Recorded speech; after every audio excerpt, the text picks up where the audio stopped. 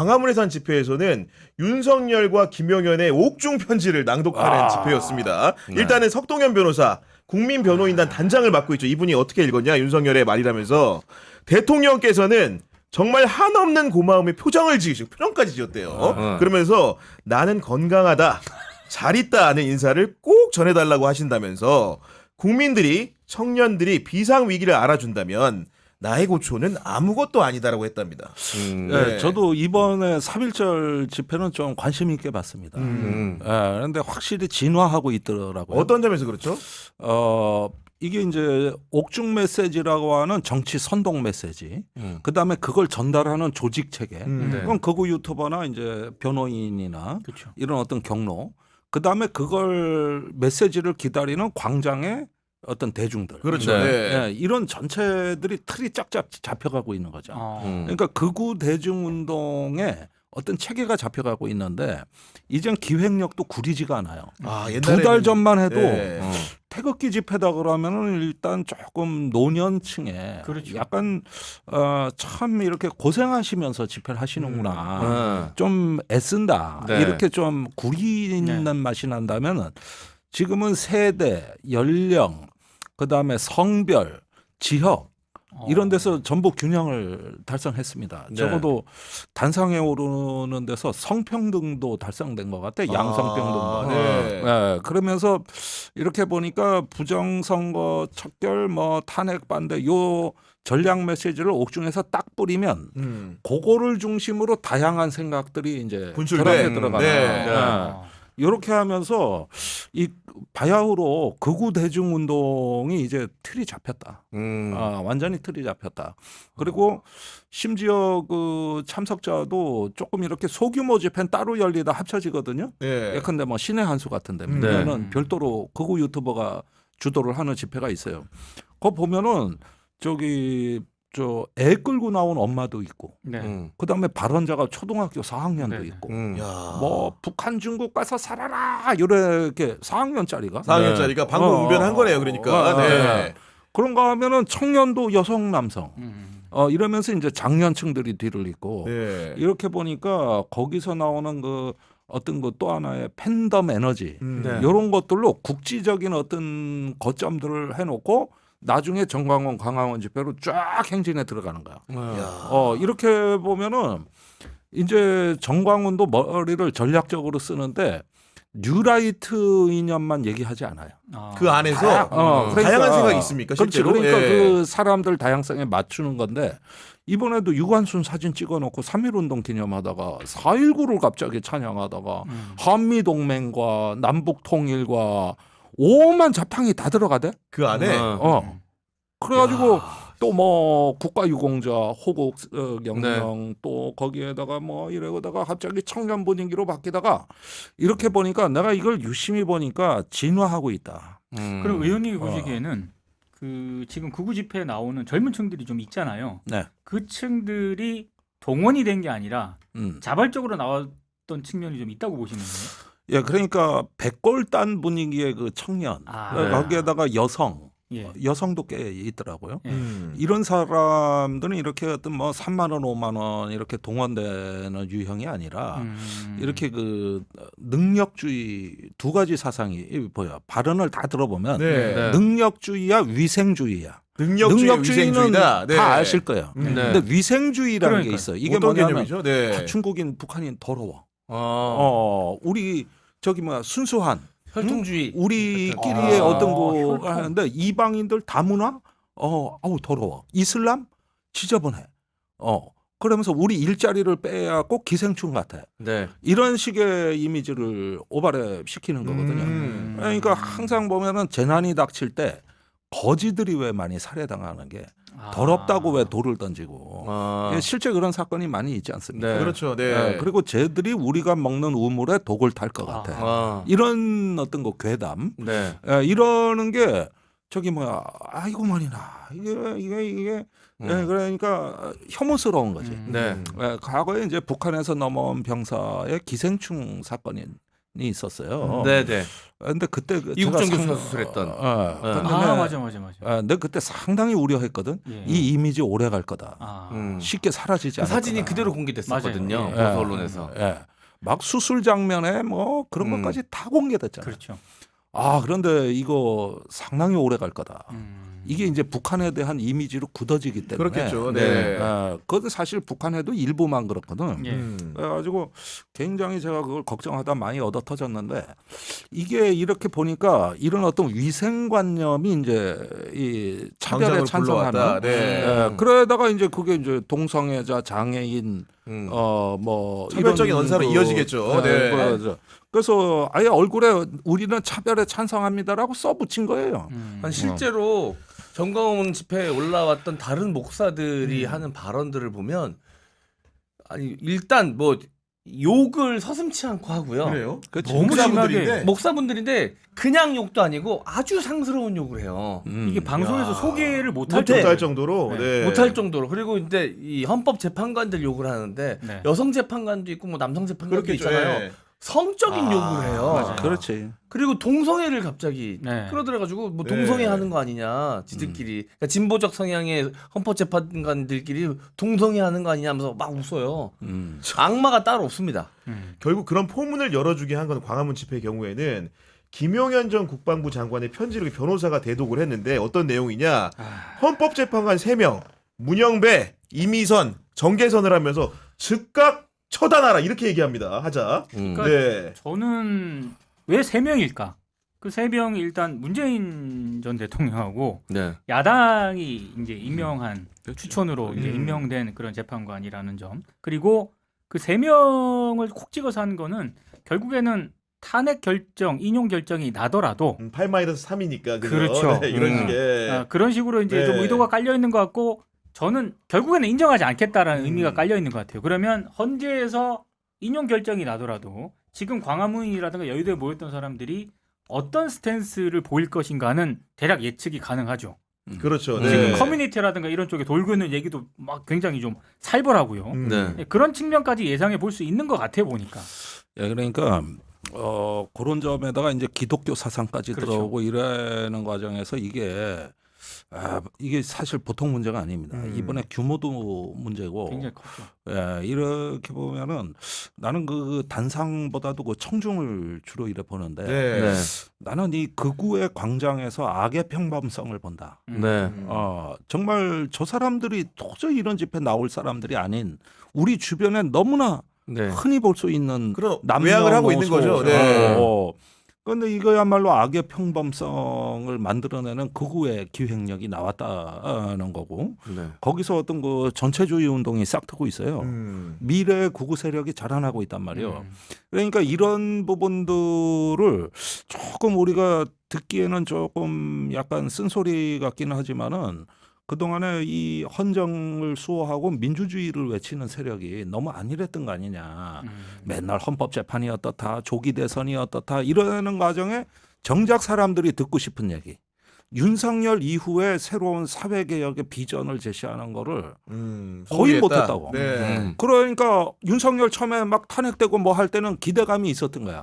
야 이제 이 물가는 오르지 저기 계엄 상황에서 벼랑 끝으로 내몰리지 거기에다가 점점 더 실업률 청년 실업률 15%까지 올라가지 뭐 이래고 그냥 나한텐 희망이 없어지고 우리의 사회적 지위가 추락할 것 같고 이랬을 때 조금 어떤 우리가 대한 세력을 자처하는 우리가 조금 활력이 넘치는 나라, 통합이 된 정치, 더 나아가서는 어떤 우리 사회에서 외롭고 힘들어하는 사람을 따뜻하게 품어주는 민주주의의 네. 어떤 비전을 좀 내놓지 못한 맞는 채 석 말씀입니다. 달이 흘렀다. 네.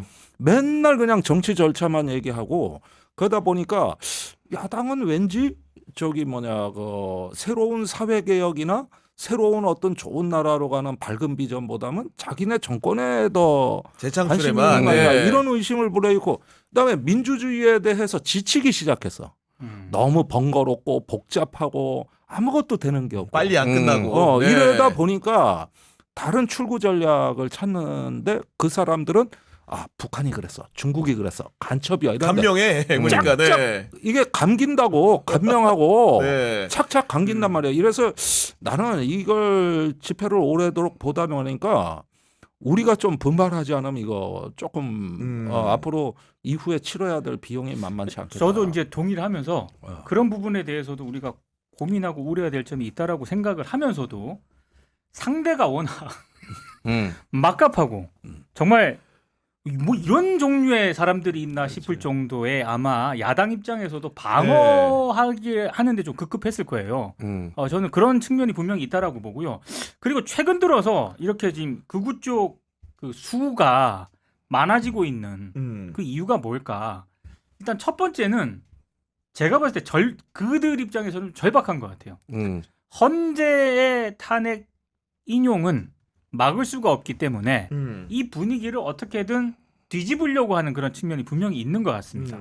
그 대신에 이제 윤석열의 탄핵을 찬성 지지하는 쪽에서는 상대적으로 누가 봐도 이거는 인용이다. 그렇기 때문에 굳이 결집력이라든가 조직력 측면에서 보여줄 필요가 굳이 이제 아직은 아니다. 우리가 굳이 나가서까지 할 필요는 없다. 어차피 이제 인용은 된다. 이제 그 이유를 아마 생각을 하는 그런 결집적 측면에서 또 하나가 이제 차이가 있는 것 같고 다른 하나는 그럼 지금 윤석열 탄핵을 반대하거나 이 헌법을 부정하는 이 세력들이 지금 막 많이 나오고 있지 않습니까? 네. 전광훈이라든가 이런 쪽에서는 세이브 코리아 뭐 이런 쪽에서는 그러면 뭘 의도하는 걸까? 저는 국힘 의원들을 향해서 야 우리가 이 정도 표를 가지고 있다. 그러니까 대선에서 뭐 대선을 치르려면 누구의 지지를 받아야겠냐라는 어떤 시위적인 측면도 있다라고 봐요. 사전적으로. 네. 그래서 저는 국민의힘 의원들이 37명, 40명 정도 되는 사람들이 가가지고 다 지금 거기다 지금 그렇지. 굽신굽신거리는 아니, 가서 강아지 마냥 살살거려. 네. 아니 그리고 권력을 가지고 이렇게 경쟁을 하다 보니까 지금 집회 양태가 지난 주말에 양분대에서 열리지 않았습니까? 그렇죠. 서울 하늘 아래서 네. 12만 명 정도가 경찰 비공식 수사로 있다는 건데 6만 5천 명이 광화문, 5만 5천 명이 여의도예요.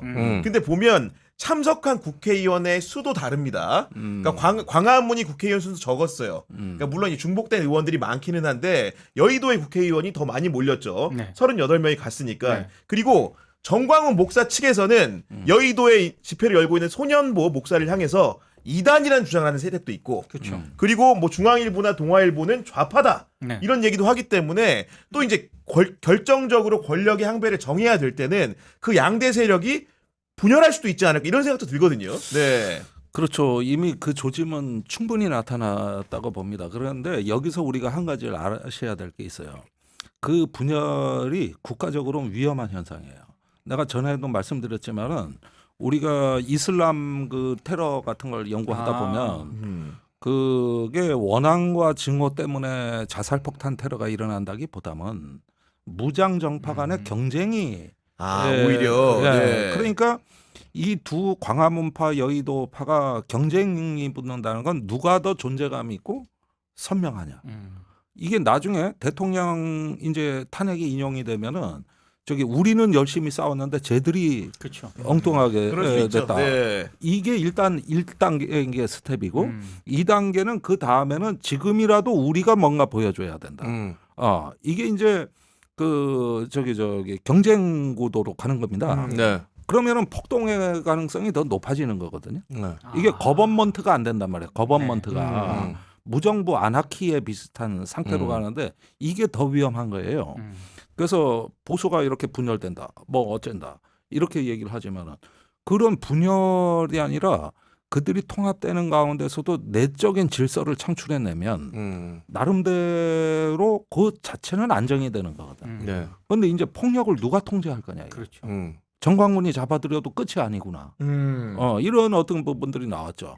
그래서 이 부분은 매우 제가 보기에는 더 우려스러운 지점이다. 더 네. 우려스러운 부분들이고 실제로 그래서 더 과격 발언이 더 세지는 경향도 있다는 거예요. 아니 실제로 고개를 끄덕일 수밖에 없는 게 서부지법 폭동 사태 그것도 그 미묘한 노선 차이가 있었거든요. 그 안에는 그 흔히 말하는 극우 유튜브 쪽 세계에도 미묘한 그러니까 원래 이 흔히 말하는 메이저리그가 네. 있었고 신진 세력들이 있었습니다. 근데 서부지법 폭동 사태에 주도적으로 참여한 거는 신진 세력이라는 그렇지. 그런 분석이 있었거든요. 이게 이제 그들 사이에 약간 이해관계 때문에 네. 경쟁이 벌어지다 보니까 신진 세력들이 자신들을 좀 돋보이게 하기 위해서 그런 식으로 과격하게 어떤 맞아요. 서부지법을 공격한 것 아니냐라는 분명히 그런 분석도 있었거든요. 근데 만약에 김종대 전 의원님 분석대로라면 이게 굉장히 위험한 상황인 거죠. 상황이 진짜로 어디로 그렇죠. 튈지 모르는 그런 그렇죠. 상황이기 때문에 그런 건데 네. 이런데 사실은 장단에 놀아나면 안 되는 게 어떻게 보면 정당인 거고 국민의 힘인 건데 보니까 이제 마은혁 헌법재판관 후보자 네. 임명을 하라고 헌재에서 내렸음에도 불구하고 심지어 이행을 하지 말라고 최상목 대행에게 얘기할 뿐만 아니라 국민의힘 박수영 의원은 심지어 단식 농성에 들어갑니다. 이거 가지고. 네.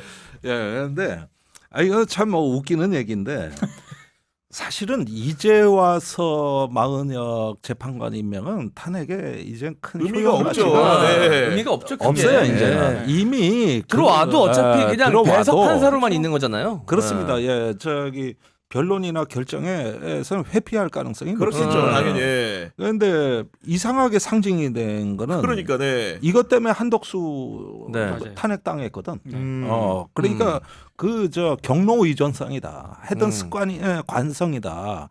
이렇게 보여지는데 이걸 가지고 이제 여기에서도 이제 최상목이 대행이 이제 우물쭈물하고 사실은 뭐 임명 안 하겠다는 얘기 같아요. 그렇죠. 지금까지 안 했다는 거는. 이렇게 네. 되고 헌법재판소 결정에 나는 구애되지 않겠다 이래 되니까 이 태도에서 문제가 커진 거예요. 그렇죠. 이 자체는 지금 실효가 없어. 음. 그러나 그걸 대하는 최상목의 태도로 이 문제가 커지는 거예요. 여기서 이제 분란이 발생. 그렇죠. 네.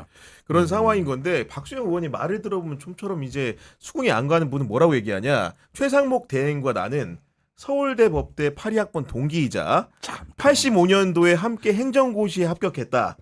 40년 절친이자 존경하는 친구로 살아왔는데 최상목 대행이 대한민국의 미래를 생각해 주길 바란다. 제가 이 말을 듣고 무슨 생각이 들었냐면 전두환 정권 때 학생운동 안 하고 공부 열심히 한 엘리트라는 거를 두 분이 이제 동질감을 설명하는구나. 이 생각 들었거든요, 솔직히. 예. 서울대 82학번이라는 게 어떤 존재입니까? 그때가 이제 그 본격적인 80년대형 학생운동의 출범 시기입니다. 그렇죠. 네. 그리고 전두환이 대통령 된 2년 차예요. 맞습니다. 이제 81년에 80년인가? 82년이니까. 네. 이때가 이제 저기 서울 올림픽 유치 결정이 안 난 때라고. 네. 이건 대단히 중요해요. 서울 올림픽 유치 결정이 나고 갑자기 사회가 유화 국면으로 바뀌거든. 네. 자유화가 된다고.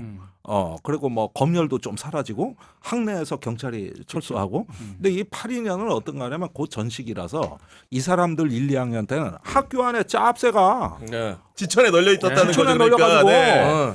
어디 가서 북치면서 노래만 해도 짭새들이 달려왔는데 그때 짭새는 지금 경찰하고 달라. 네. 다짜고짜 몽둥이와 주먹부터 휘두르는 거예요. 그러면 시위할 방법이 없잖아. 그렇죠. 어떻게 하겠어?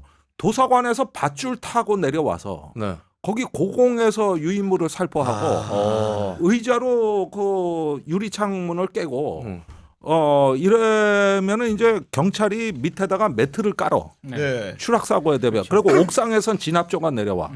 잡혀 잡혀 보내. 아니면 징역사로. 그거 선택지를 내미는 때라고. 그래서 이때 600명이 강제 징집됩니다. 82년 3년 네, 2해 동안. 그중에 6명이 의문살 당해요. 군대 가가지고. 네. 그러니까 이때 그 어떤 전체주의 포갑은 한국 사회 절정계요. 삼청교육 때 3만 7천 명이 끌려가고요. 아무데나 사회정화위원회에 찍히면은 네. 그냥 그날부로 매장되던 전두환 포갑의 가장 그 절정기였다고. 아니, 거기서 1, 2학년을 보낸 거야. 1, 2학년을. 그러니까 과거에 뭘 했든 간에 지금 권한대행이잖아요. 네. 최상목 네. 권한대행. 그리고 국민의힘 의원들은 그렇죠. 네. 어찌됐든 집권 여당으로 봐야 되는 거 아니겠습니까? 아니 그러면 헌재가 결정을 내렸어요. 이건 즉시 이행을 해야 되는 사안이에요. 다른 뭐가 필요 없어요. 근데 대통령 권한대행을 맡고 있는 사람 입에서 잠깐만요. 고민 좀 해볼게요. 정무적으로 좀 판단이 필요한 것 같습니다. 그러더니 국무위원들하고 좀 더 논의를 해볼게요. 아니 그러면 보수의 가치라는 게 뭡니까? 기본적으로 법, 규칙 이런 그렇지. 거 지키는 네. 거잖아요. 그렇죠. 근데 헌재가 결정을 내렸는데 그러면 헌재 위에 본인의 정무적 판단이 있고 그 위에 뭐 국무위원들 회의가 있어요? 이 기본적인 대한민국의 가치 체계를 기본 질서를 다 엉그러뜨리잖아요. 권한대행이. 결정적으로 사회가 필요로 할 때 그때 네. 단식을 했어야지. 그때 운동을 했어야지. 그러니까요. 지금 갑자기 무제한 단식. 그러니까 안온하게 살다 온 티가 팍팍 나는 게 방금 전에 오늘 페이스북에 글을 올렸어요. 뭐라고 올렸냐? 단식 24시간 경과 뒤라고 해서 올렸습니다. 경과 후라고. 이재명식 단식이 아닌 물과 소금만 먹고 있는데 몸이 조금 무겁고 한기가 느껴지면 버틸만 합니다. 다만 두통이 시작되었는데 아무래도 먹은 게 없다 보니 혈당이 떨어져서 그런 게 아닌가 싶습니다. 난생 처음 해보는 단식인데 꼼수 부리지 않고 정식으로 하다 보니 이게 쉬운 일은 아니구나 싶습니다. 유유. 하루하고 이렇게 긁습니다. 아니, 지금 하루면은 그냥 디톡스지. 그러니까 지금 나 열을 한 줄 알았어 이거 보고 지금. 옛날에 황교안 대표 때 선거법 개정 반대한다고 왜 청와대 앞에서 릴레이 단식할 때 3시간씩. 그때도 죽겠다고. 어이고. 3시간이면 거의 폭식 투쟁이거든요. 제가- 배가 꺼지기 전에 먹어야 되니까. 제가 그 요가를 한참 할 때 요가에서 단식을 합니다. 그 방법 중에 하나거든요. 네. 이틀 했어요. 네. 이틀 하고 나서 진짜 물 조금 먹는 그 단식. 정말로? 정말로. 그런 상태에서 네. 이틀을 했어요. 이틀 하고 나서 요가원에서 우리 집에 걸어왔어요. 아무 문제 없습니다. 네. 뭐 하루 하신 거 가지고 뭘 그렇게.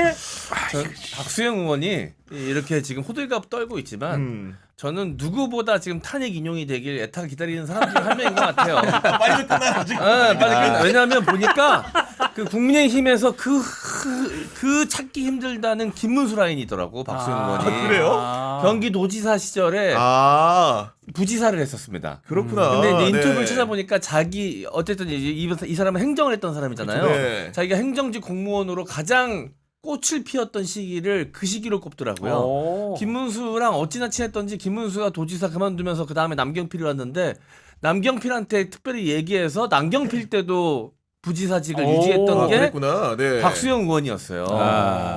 그러니 지금 생각해 보세요. 지금 국무위원이기 때문에 지금 김문수 장관은 선거운동 비슷한 걸 못한단 말이야. 지금 대신해주고 있는 게 아닌가라는 좀 생각이 듭니다. 보단수네. 제 분석이에요, 이거는. 예. 그래서 만약에 잘 되면 자기가 뭐 총리 자리라도 하나 받지 않을까라는 기대감에 그러는 거 아닐까. 그렇죠. 어쨌든 김문수 장관 같은 경우에는 표면적으로 무슨 조기 대선이야 뭐 이러고 있잖아요. 네. 그 대신. 왜냐면 또 국무위원이기 때문에 장관이기 때문에 뭐 선거운동 비슷하게 보이는 걸 행동을 할 수가 없는 상황이잖아 지금. 그러니까 대리 선거운동을 해주고 있는 게 아닌가. 나는 저의 개인적 분석입니다. 이런 가운데 한동훈 전 대표가 2달 반 만인가요? 공개적인 석상의 모습을 드러냈는데 뭐 연평해전 연극 본 건 여러분들 아실 거고 저는 같이 온 사람들을 보면서 면면이 좀 흥미로웠는데 일단 고동진 삼성 사장 출신이죠. 박정훈 TV조선 기자 출신이죠. 배현진 MBC 아나운서 출신이죠. 우재준 변호사 출신입니다. 정성구 교사 출신이죠. 한지아 의사 출신입니다. 뭔가 딱 보면은 네. 직역적으로 뭐 일관되진 않지만 다양 전문직을 뭔가 양태를 띠고 있는 분들이 많이 친한 계로 공개적인 모습을 합니다. 그러니까 이제 광화문하고 여의도 쪽에 한동훈 전 대표가 전문 용어로 비빌 곳은 없습니다. 왜냐하면 그쪽 지역에서는 한동훈 전 대표를 사실상 배신자 취급하고 있고요. 네. 실제로 가서 뭐 이 한동훈 전 대표에 대해서 이 내뱉는 언어들이 이게 비방송용이 굉장히 많을 정도로 격하거든요. 네. 그러다 보니까 한동훈 전 대표 입장에서는 어찌됐든 보수의 표심을 끌어모아야 됩니다.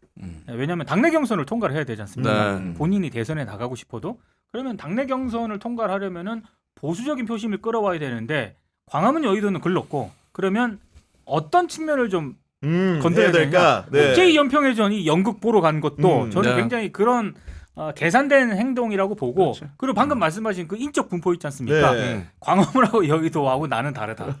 이런 거를 보여주기 위한 행보도 상당히 있는 것 같아요. 네. 그러니까 이제 윤석열 대통령과 가까운 것으로 알려진 서정욱 변호사가 네. 본인 방송을 키고 어떤 얘기를 했냐.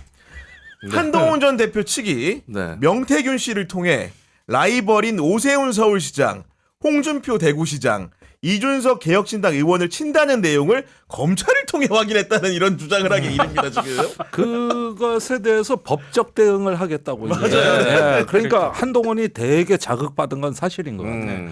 아 저런 논리로 또 이제 나한테 도전하려고 하는구나. 네. 그리고 저런 게 친윤의 논리일 거다. 그렇죠. 그래서 아마 뭐 법적 대응을 한다면 이제 고발을 할 거겠다는 이제 협박을 보냈거든요. 사실 이 서 변호사가 지금까지 막말을 많이 하고도 좀채로 고발당한 사람이 아니거든. 난 그때마다 희한했다고. 나는 한마디 하면 고발장이야. 그래서 이 정권 벌써 4번째야. 네.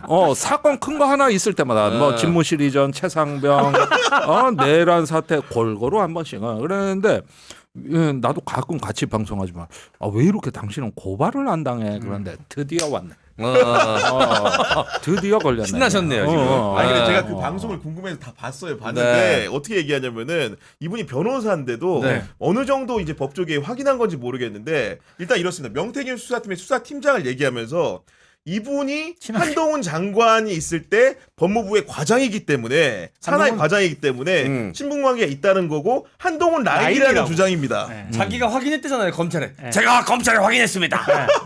확실합니다. 그러니까 제가 보니까 저도 그 다 본 건 아닌데요. 예. 살짝 보는데 이분이 변호사인데 너무 단정적으로 얘기를 하시는 그러니까, 거예요. 네. 보통 우리가 얘기할 때 자 이런 측면도 있다. 그래서 네. 이런 의혹이 충분히 불거질 수 있다. 이렇게 하잖아요. 의구심이 든다. 이런 식으로. 근데 서 변호사님은 그냥 뭘 박더라고. 단정을 해요. 본인이 확인했다고 막 이런 식으로. 그러니까 이번에는 좀 그런데 가끔 그런 게 맞을 때가 있어요. 아 그래요? 저번에 무식한 우리 오빠를 용서해 주세요. 그거 그때 이제 전 국민이 이제 윤석열이 또 뭐 술 처먹고 무식한 얘기 했나 보다 이렇게 했잖아요. 근데 이제 친오빠다. 이거를 확인해 주잖아. 그것도 아주 근거를 조목조목 댔더라고. 그래서 줄이 좋구나. 나는 이 사람하고 이렇게 하다 보면은 일단 뭔 얘기하는가 일단 들어. 분명히 내가 보기엔 뭔가 이게 줄이 있더라고. 그랬는데 요것도 내가 보기에는 용산 쪽일 가능성도 있어 보여요. 소스가 확실할 수 있다. 그렇지. 그럴 수도 있어요. 그 정도로 확정적으로 얘기한 배경에는 뒷배가 있다. 뭔가 나름대로 그냥 나오지 않는다. 그냥 나오진 않아요. 그리고 이 사람 술 못 먹어요, 서정욱 변호사. 드셔보셨어요 같이? 아니 먹은 적이 없어요. 그래요? 딴 데서 먹을 수도 있죠. 술 드신다고 의원님하고만 안 그러던데? 먹는 수도 있지. 아니 몰라, 뭐 지들끼리 먹나 봐. 아니 술을 드신대요. 대통령이 술 친구란 얘기도 있고 뭐 그랬잖아요. 아니 심지어 아침 방송 하시는데 술이 좀 덜 깨셔가지고. 그 부분은 제가 정리해드릴게요. 우리 출연자 중에 서정욱 변호사랑 술을 먹은 분이 있습니다. 그렇구나. 네, 그리고 그분을 통해서 그분이 누구와 어떻게 술 먹는지도 들었습니다. 김용남 의원이요? 여기까지만 말씀드리겠습니다. 김용남 의원은 참고로 아닙니다. 저희 출연자 중에 한 명입니다. 그 힌트만 드리면서 아니 실제로 뭐 김건희 씨와 통화를 하는 걸 다른 평론가가 듣고 그 뭐 방송에서 얘기해서 회자가 되기도 하고 막 그랬었잖아요. 맞아요. 그러니까 아직까지도 통화하고 연락하고 있을 가능성은 높죠. 비화폰을 쓰는가 싶어. 서정욱 변호사가 아니 서정욱 변호사가 지금 고발장 날려면 어떻게 하려고 그러세요 지금? 아니 지금 경호처에서 안 밝히는 게 비화폰 불출대장이야. 맞아요. 도대체 몇 개야? 100개야? 1000개야? 진짜 몇 개인지 모르겠어요, 진짜. 불출 대장을 빨리 입수해가지고 맞습니다. 사정을 살피는 길만이 진실을 밝힐 수 있는 방법이라고 생각을 하고 요즘 그 주진우 선배가 진짜로 활약이 대단하잖아요. 그 녹취도 2개 다 틀었죠. 게다가 이제 시사인 봤더니 그 명태균 씨의 피의자 신문 조서까지 입수해가지고 그 내용을 통해서 명태균 씨가 김건희한테 보낸 문자 메시지, 추정되는 문자 메시지 그 내용을 함성득 교수한테 공유를 해준 내용을 또 공개를 하지 않았습니까? 맞아요. 거기 내용이 또 보면 어떻게 돼 있냐, 이런 문자를 보낸 것으로 추정이 됩니다. 명태균 씨가 김건희한테 어릴 때 부모님 잃고 큰 저에게는 김영선 의원은 부모이며 누나이며 스승입니다. 김영선 의원을 살려주세요. 대통령님과 사모님의 충복이 되겠습니다. 이 정도면 줘야 되죠? 아니 보니까, 거기다가는 그렇게 얘기해놓고 김영선 의원한테는 전화해가지고 그러니까 아이고 그다음에 보좌관 자기가 다 갈아치우고 세비 반띵 가져가고 이런데 틀리면 안 된다 그러고 야 이게 참 연결이 안 돼. 연결이. 그렇죠. 그런데 아마 그 당시에 김건희한테 그 김영선을 추천할 당시에는 아직 명태균의 영향력이 확실치 않았어요. 네. 그러다 보니까 뭔가 이렇게 좀 포장하는 이런 어떤 좀 문법이 필요했던 것 같아요. 네. 그러면서 이 김영선 경남의 유일한 여성 의원, 역대 최초의 유일한 여성 의원이고 거기에다가 저 선거 때 열심히 했고 뭐 이렇게 순회보를 쓰더라고. 네. 그래서 그때는 이제 막 그 중심권으로 진입해서 자기 지분을 만들 때거든. 네. 그런 상황적인 거지. 그래가 이제 조금 명태균이 커요. 이제 온 공천을 주물러. 그렇죠. 이때는 이제 정권에서 부담스러워졌지. 그러니까 그때부터 네. 끊어내는데 말투가 똑같지가 않아요. 나중엔 오히려 나중에 김건희하고 막 싸워요. 네. 아니 그래서 나중에 검사 김상진 추천할 때도 김상민. 맞아요. 네. 김상진은 김상민 추천할 때도 김건희가 명태균한테 연락해서 도와달라고 이야기를 했으니까 그렇죠. 그때와 이때는 역학관계가 많이 달랐겠죠. 그러니까요. 네. 그런 상황이고 아마도 또 이제 이분이 또 영리하긴 한 것 같은 게 김영선을 또 자기가 직접 할 수 없는 여건이었잖아요. 출마를 하고 싶어도 그러니까 누구를 대리로 세워가지고 주무르려는 생각을 초장부터 한 게 아닌가라는 의심도 솔직히 좀 들기는 듭니다. 아니, 네. 솔직히 뉴스타파 보도를 통해서도 확인이 된 내용이지만 처음에 주호영 의원 쪽을 통해 가지고 뭔가 자기 구명 활동을 벌이려고 했었잖아요. 네. 근데 그게 안 됐단 말이에요. 음. 그러니까 조선일보 기자를 또 통하지 않습니까? 그러니까 네. 그러니까 그런 측면이 분명히 있는 거예요. 그러니까 그 정도 머리가 돌아가는 사람이긴 하죠. 이게 보통 사람 머리는 아니에요, 분명히. 저는 아까 이름이 등장했던 서천호 의원도 지역구가 사천 경남 사천이잖아요. 맞습니다. 맞아. 예. 여기에도 혹시 아니 어떻게 이런 사람이 공천을 그러니까요. 받아? 아, 그런데 여기에도 내가 혹시 명태균의 그림자가 있는지 알아봐야 된다는 생각도 듭니다.